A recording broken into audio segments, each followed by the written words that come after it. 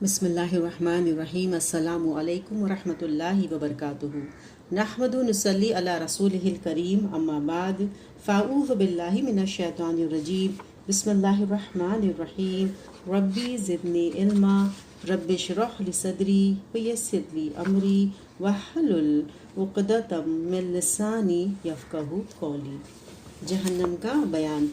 آج کا ہمارا باب ہے نسب اہل الناری والجنتی من بنی آدمہ، بنی نو انسان میں سے جہنمیوں اور جنتیوں کی نسبت۔ 1000 آدمیوں میں سے 999 آدمی جہنم میں جائیں گے اور صرف ایک آدمی جنت میں جائے گا۔ حضرت ابو سعید کہتے ہیں کہ رسول اللہ صلی اللہ علیہ وسلم نے فرمایا، اللہ عز و جل قیامت کے روز آدم علیہ السلام کو مخاطب کر کے فرمائے گا، اے آدم۔ حضرت آدم عرض کریں گے، اے اللہ، میں حاضر ہوں تیری خدمت میں اور تیری اطاعت میں، اور بھلائی تیرے ہی ہاتھ میں ہے۔ تب اللہ تعالیٰ فرمائے گا، مخلوق میں سے آگ کی جماعت الگ کرو۔ حضرت آدم عرض کریں گے، آگ کی جماعت کتنی ہے؟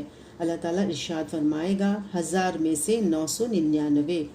آپ صلی اللہ علیہ وسلم نے ارشاد فرمایا، یہی وہ وقت ہوگا جب بچہ بوڑھا ہو جائے گا، حمل والی عورتوں کے حمل گر جائیں گے، اور تو لوگوں کو مدہوش دیکھے گا، حالانکہ وہ مدہوش نہیں ہوں گے، بلکہ اللہ کا عذاب بھی اتنا سخت ہوگا کہ لوگ ہوش و حواس کھو بیٹھیں گے۔ حضرت ابو سعید کہتے ہیں کہ یہ سن کر صحابہ کرام پریشان ہو گئے اور عرض کیا، یا رسول اللہ صلی اللہ علیہ وسلم، پھر ہم میں سے کون سا خوش نصیب آدمی ہوگا جو جنت میں جا سکے گا؟ آپ نے ارشاد فرمایا، مطمئن رہو، یاجوج ماجوج کی تعداد اتنی زیادہ ہوگی کہ ان میں سے 1000 آدمی اور تم میں سے ایک آدمی کی گنتی انہی سے پوری ہو جائے گی۔ اسے مسلم نے روایت کیا ہے۔ پھر حضرت محمد صلی اللہ علیہ وسلم کی امت کے 73 فرقوں میں سے 72 فرقے جہنم میں جائیں گے، صرف ایک فرقہ جنت میں جائے گا۔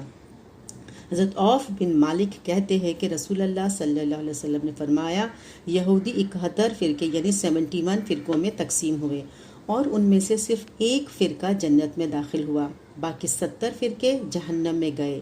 عیسائی 72 یعنی 72 فرقوں میں تقسیم ہوئے، اور 71 یعنی 71 فرقے جہنم میں داخل ہوئے، صرف ایک جنت میں داخل ہوا۔ اس ذات کی قسم جس کے ہاتھ میں محمد صلی اللہ علیہ وسلم کی جان ہے، میری امت 73 یعنی 73 فرقوں میں تقسیم ہوگی، ان میں سے صرف ایک فرقہ جنت میں جائے گا، باقی 72 فرقے جہنم میں جائیں گے۔ عرض کیا گیا، یا رسول اللہ صلی اللہ علیہ وسلم، جنت میں جانے والے کون لوگ ہیں؟ آپ نے ارشاد فرمایا، الجماعت۔ اسے ابن ماجہ نے روایت کیا ہے۔ پھر ہے جہنم میں عورتوں کی کثرت۔ جہنم میں مردوں کی نسبت عورتوں کی تعداد زیادہ ہوگی۔ حضرت اسامہ سے روایت ہے کہ نبی اکرم صلی اللہ علیہ وسلم نے فرمایا، میں جنت کے دروازے پر کھڑا ہوں، اس میں داخل ہونے والوں کی اکثریت غریب اور محتاج لوگوں کی تھی۔ مالدار لوگ جنت کے دروازے پر ہی روک لیے گئے، جبکہ جہنم میں جانے والے مالدار لوگوں کو پہلے ہی جہنم میں جانے کا حکم دے دیا گیا تھا۔ پھر میں جہنم کے دروازے پر کھڑا ہوا، جہنم میں داخل ہونے والوں میں اکثریت عورتوں کی تھی۔ اسے بخاری نے روایت کیا ہے۔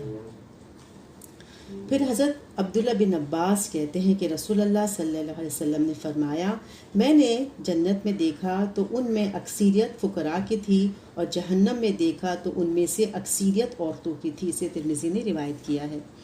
پھر ہے بعض عورتیں اپنے شوہروں کی احسان فراموشی اور ناشکری کی وجہ سے جہنم میں جائے گی۔ حضرت عبداللہ بن عباس کہتے ہیں کہ رسول اللہ صلی اللہ علیہ وسلم نے فرمایا، آج میں نے جہنم دیکھی ہے، اور اس جیسا منظر اس سے پہلے کبھی نہیں دیکھا۔ میں نے جہنم میں عورتوں کی اکثریت دیکھی۔ صحابہ اکرام نے عرض کیا، یا رسول اللہ صلی اللہ علیہ وسلم، وہ کیوں؟ آپ نے ارشاد فرمایا، وہ ان کی ناشکری کی وجہ سے۔ عرض کیا گیا، کیا وہ اللہ کی ناشکری کرتی ہیں؟ آپ نے ارشاد فرمایا، اپنے شوہر کی ناشکری کرتی ہیں اور احسان نہیں مانتی۔ اگر تم کسی عورت پر زمانے بھر کے احسان بھی کر دو، لیکن پھر کبھی اس عورت کی مرضی کے خلاف کوئی بات ہو جائے تو کہے کہے گی میں نے تو تجھ سے کبھی کوئی بھلائی نہیں دیکھی، اس سے مسلم نے روایت کیا ہے۔ پھر بعض عورتیں زیادہ لعنت کرنے کی وجہ سے جہنم میں جائیں گی۔ حضرت ابو سعید خدری سے روایت ہے کہ رسول اللہ صلی اللہ علیہ وسلم عید الاضحیٰ یا عید الفطر کے موقع پر عیدگاہ تشریف لے گئے۔ راستے میں آپ کا گزر عورتوں پر ہوا تو آپ نے ارشاد فرمایا، اے عورتوں صدقہ کیا کرو، میں نے جہنم میں دیکھا ہے کہ عورتوں کی تعداد زیادہ ہے۔ عورتوں نے عرض کیا، یا رسول اللہ صلی اللہ علیہ وسلم اس کی کیا وجہ ہے؟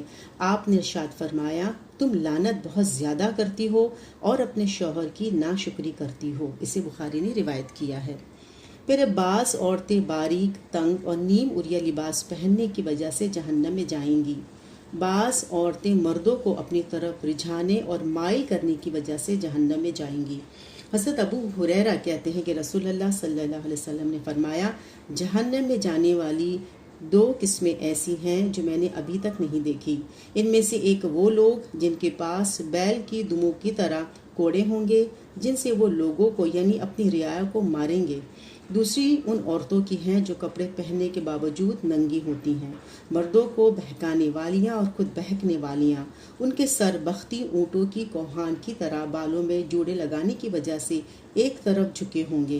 ایسی عورتیں جنت میں جائیں گی، نہ جنت کی خوشبو سونگھ سکیں گی، حالانکہ جنت کی خوشبو طویل مسافت سے آتی ہے، اسے مسلم نے روایت کیا ہے۔ پھر ہے آگ کی خوشخبری پانے والے۔ عمرو بن لہی جہنم میں ہے۔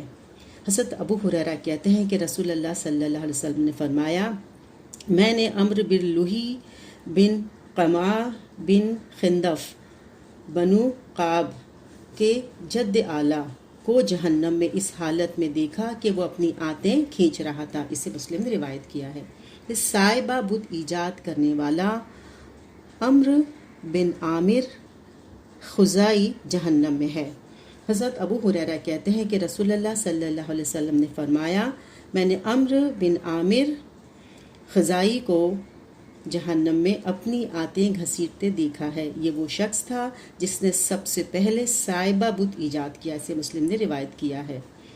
پھر مال غنیمت کی چادر چوری کر کے گناہ میں کرکرا نامی آدمی جہنم میں ہے۔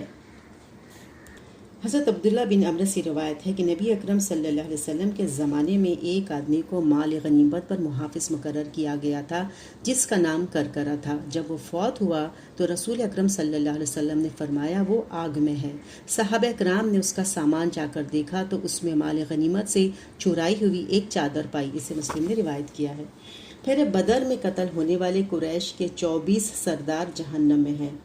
حضرت ابو طلحہ سے روایت ہے کہ بدر کے روز نبی اکرم صلی اللہ علیہ وسلم نے قریش کے 24 سرداروں کو بدر کے کنویں میں سے ایک غلیظ اور بدبودار کنویں میں پھینکنے کا حکم دیا۔ جنہیں پھینک دیا گیا، آپ نے کنویں کی منڈیر پر کھڑے ہو کر تمام سرداروں کو ان کے بابوں کے ناموں سمیت پکارا، اے فلاں بن فلاں، اے فلاں بن فلاں، کیا اب تمہیں یہ بات اچھی نہیں لگتی کہ اللہ اور اس کے رسول کی اطاعت کرتے؟ ہم سے ہمارے رب نے جس بات کا وعدہ کیا تھا اسے برحق پا لیا، کیا تم نے بھی اپنے رب کے وعدے کو برحق پا لیا، یعنی جہنم کو، اسے بخاری نے روایت کیا ہے۔ ابو ثمامہ عمرو بن مالک جہنم میں ہے۔ حضرت جابر نبی اکرم صلی اللہ علیہ وسلم سے روایت کرتے ہیں کہ آپ نے فرمایا، میں نے ابو ثمامہ عمرو بن مالک کو جہنم میں دیکھا کہ وہ اپنی آنتیں جہنم میں گھسیٹ رہا تھا، اسے مسلم نے روایت کیا ہے۔